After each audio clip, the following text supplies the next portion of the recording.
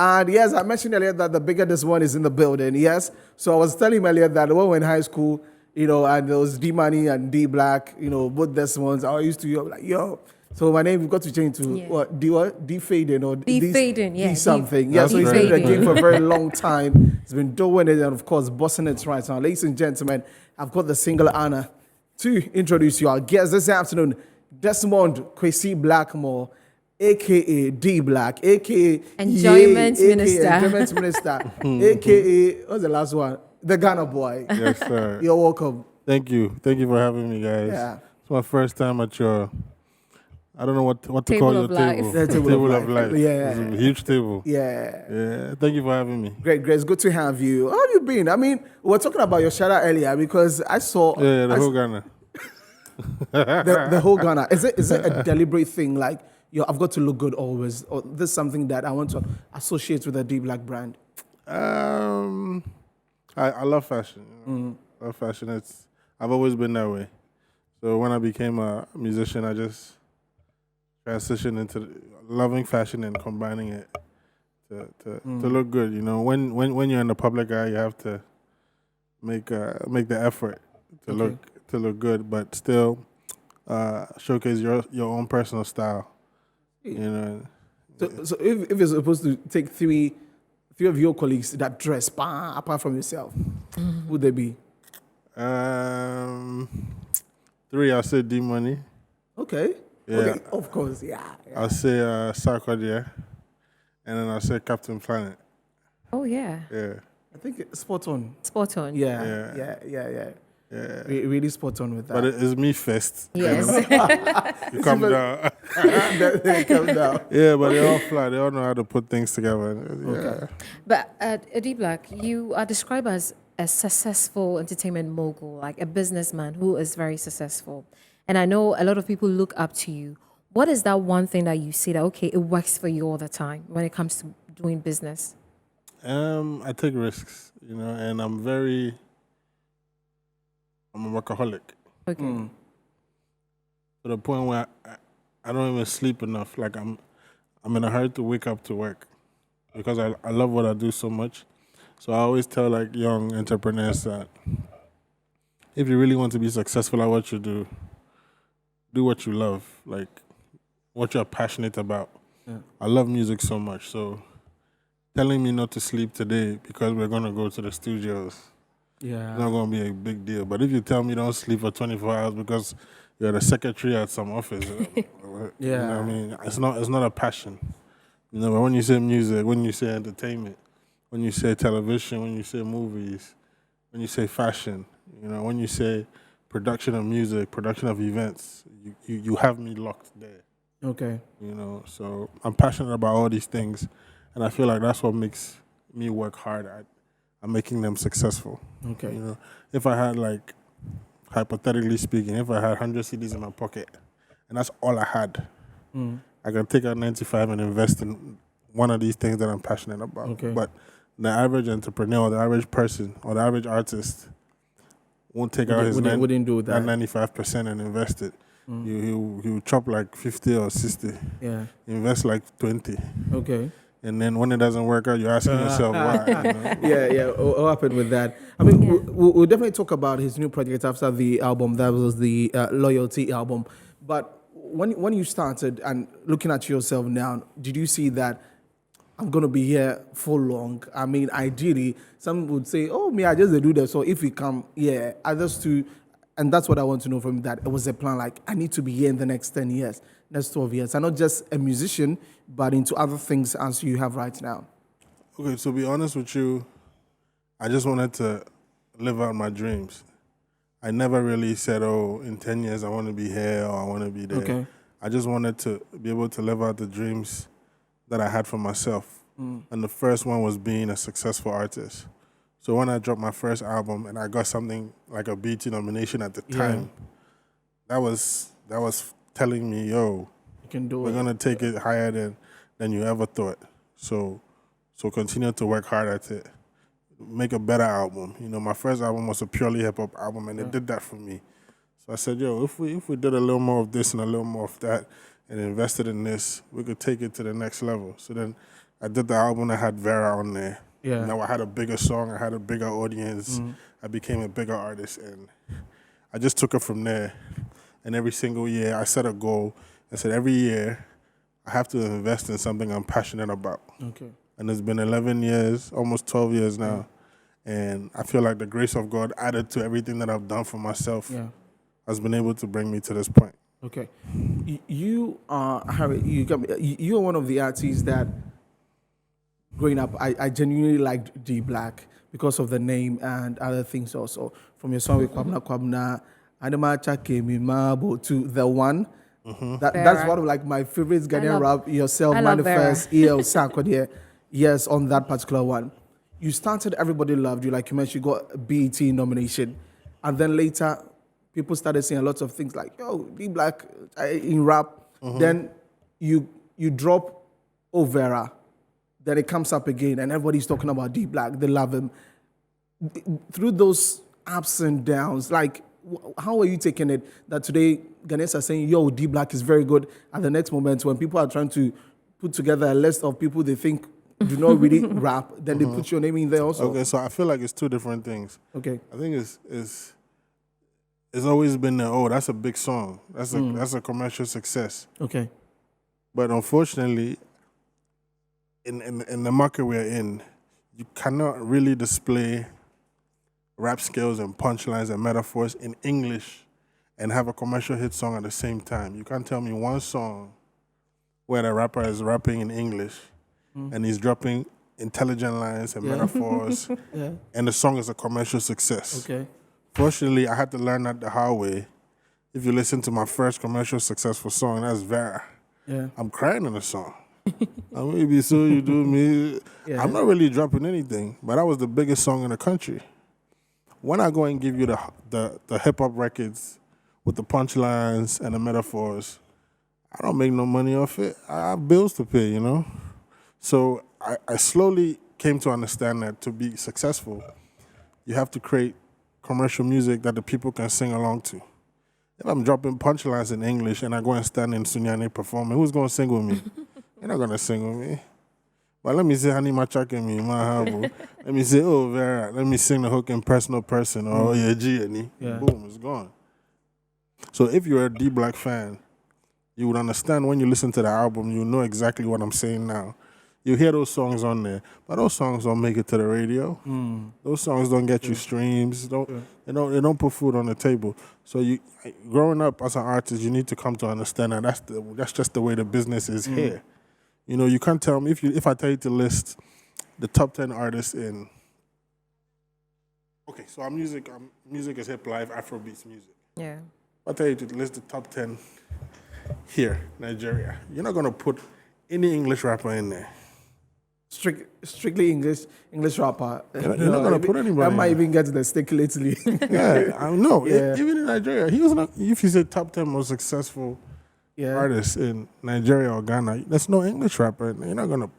You're gonna put in a lot of singers. 90% true. are singing. How many people are rapping here? The people rapping are rapping in a local who are successful at it. Are rapping in a local language. Sark, Kinata. I could count on the top of my fingers. What are you gonna rap English for? For who? LJ. What are you gonna say? What's the hit song? There's no hit song. But that's the way our industry is. When you talk about all the artists in Nigeria going on tour now, who's the rapper? No rapper. Closest you get is Olamide, and that's not English. Black Bones even started rapping, but he started dropping, Yeah, jamming. Black Bones is not even top 20. Yeah. Commercial successful. Yeah, Yeah. true. You see them on tour. You see Rima on tour. You see Joe Boy. You see Oxlade. You see Omale. You see Rima. You see Tiwa. You see Davido. Nobody. You can't do it because you have to touch everybody. Okay. You can't be dropping punchlines in this our market. Nah, man, it's not gonna work. You could do it for the fans. That's why people create albums. You do it for your fans and you put it on your album so you could also feed the people that crave for that from you. So you go listen to the album, you find the songs that you hear the punchlines on. It's there, but they're not gonna make it to the radio. Interesting. Let's talk about the importance of influencers in our music industry and how TikTokers are saying that if you don't It's true. Listen, I dropped my deluxe album just before Christmas. It had a song Shaggy featuring Jackie. So the whole of December, me and my team know, oh, this song is gonna blow. It didn't blow in December. It didn't blow in January. So I said, let me just give to the TikTokers in February. By March, I had 20 million streams on TikTok of that song. So then I realized, okay, these TikTok guys are doing it. Then I realized that they've done it for so many other artists. We did it for Safari Choke. They blew the song up.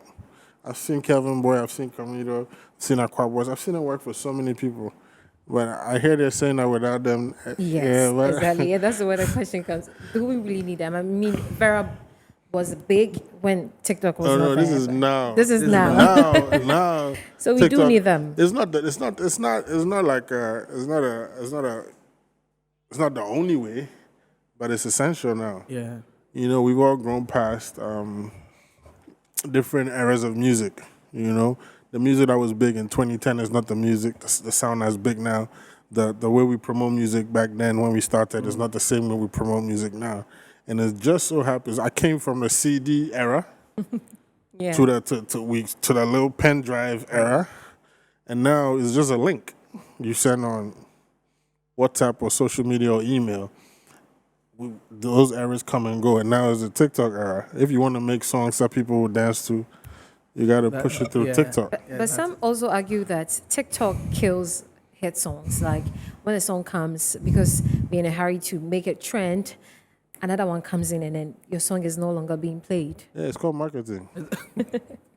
Yeah, simple as that. So when the other song is coming to worry you, then you got to do your marketing and make sure that you're on top. and move it And it's not higher. only TikTok. You could use just so many other ways. You can advertise via YouTube. There's so many ways to push. You could do street promo. Yeah. It's up to you to push your stuff the way you want to push it. When Kelvin Boy saw Camilo come in, he had to do his thing. When Camilo saw Kelvin, everybody had to do their thing. You have to find a way around Yes, it. you have to. You know, this when I was watching the video, yourself and Sefa, I know we're talking about that. It's dope. Yourself and Afia, it's dope. Thank Tell us you. about these two and the concepts that go into, putting your videos together. Okay, so those two videos were actually shot 1 day apart from each other. Okay. So I finished the album, and those were like the last two songs I did on the album. You know, and I'm almost done with my next album. Hey. Yeah, I've been away for a while, so I got to give You you would play. drop every time, yeah? Okay. I was gone for 5 years, from when Castro disappeared to last year or so. Yeah. You know, so those were the last two songs on my album, and I just wanted to close the album with females. So, the last song was with Jackie. And I said, before I start dropping the new music, let me pick the songs with the females, a love song, and then a gospel song. So the love song with Ifya Dinding, and then a gospel one with Sefa, Glory, and close the album out. It's been nominated for every award show possible. We haven't won Album of the Year yet. We've won other stuff. Yeah, true. But I hope I win Album of the Year in one of these categories soon. But I think it's a very dope album. I just wanted to close it with the females. The females on there. And before I start releasing new music. The Dindin has a sound. Yeah. It has a sound. Ofran Ponsa Ofran Ponsa sound. Please, did you see him first? Hell yeah. Okay. So I took him a plaque, and then I gave him royalties on the song as well. That's the right thing to do. So we went to his house. Even before that, I had a conversation with him. The song was already produced by Highlander. He works for Kill Beats. So when they brought the song during my album session, I liked the beat, and I always told myself that if I was gonna put it on the album, we had to do it the right way. There's a sample in there because years after, somebody will sample my music, and I would expect him to do it the right way. Okay. So I told that to bro, this is something I'm about to put out. Let's do it the right way. You got to get your percentage, royalties, publishing. We got to show respect, bring a plaque, that type of stuff. So we did it the right way. Okay. Good to know. So let's take the song. Imagine Glory. I said no, I didn't. So we have Glory featuring Sefa. Let's enjoy that one.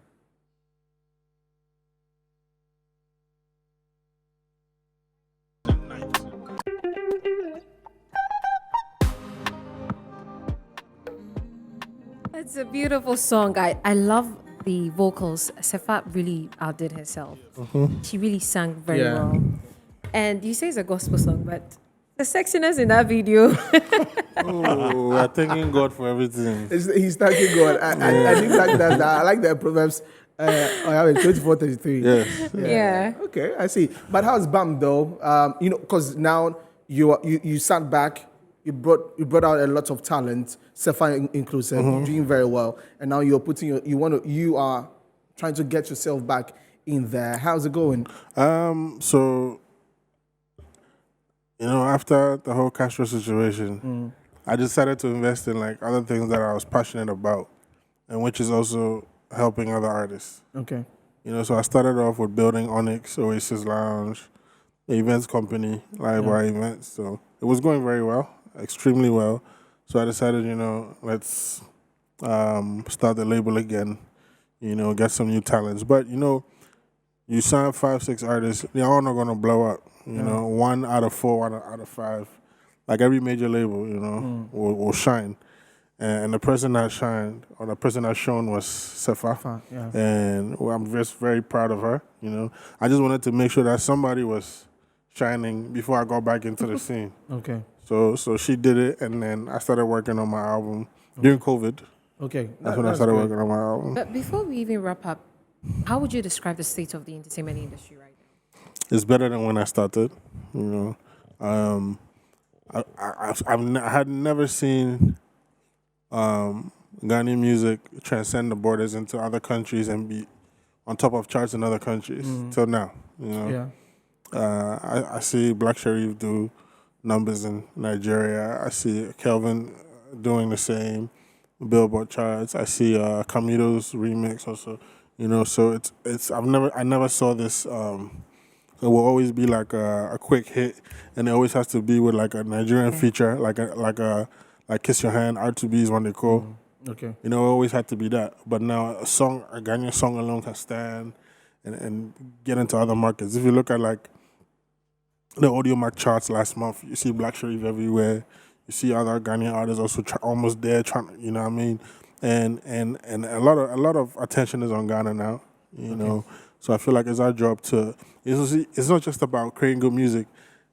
It's about pushing the music. Pushing the music. So I feel like that's all that's left for us. PR, marketing, push it properly, and I'm sure, our industry will definitely be in better shape. Okay, so both videos are everywhere, Din Din and Glory, on all platforms. They can go everywhere, check it out. go check it out. Or just before we wrap up, I want you to clear or to just let us understand what happened with that situation with your business has been resolved.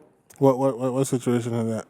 They were saying that you had issues with the ECG. I don't have issues with anybody else. So you don't have. I don't want to speak on the details, but D Black, I don't have issues. Okay, with not you, D Black. Okay. I don't know why my name was there, man. Because we just had D Black. No, I don't know why they added my name there. If so it's a business. So for example, they went to Parliament House, and then they found an issue with their situation, and they write Akufo-Addo's Parliament House. Why is my name there? Okay. Yeah, why is my name? The one that made the story sweet, so they want to put my name there. But I don't really want to speak on negativity like that. Yeah, definitely. So he's out for the glory. Yes. D Black, thank you so much for joining us. Too. Yeah, EA on all platforms, D Black. Yes, go check out Din Din featuring Efia by Okay. myself. Check out Glory featuring Sefa. Check out Shege featuring Jackie. Oh, Enjoy the love whole that album, one. man. Yes. Enjoy the enjoy album. the loyalty album. Yes. Thank you so much, Thank D Black, you for very joining us much. this afternoon.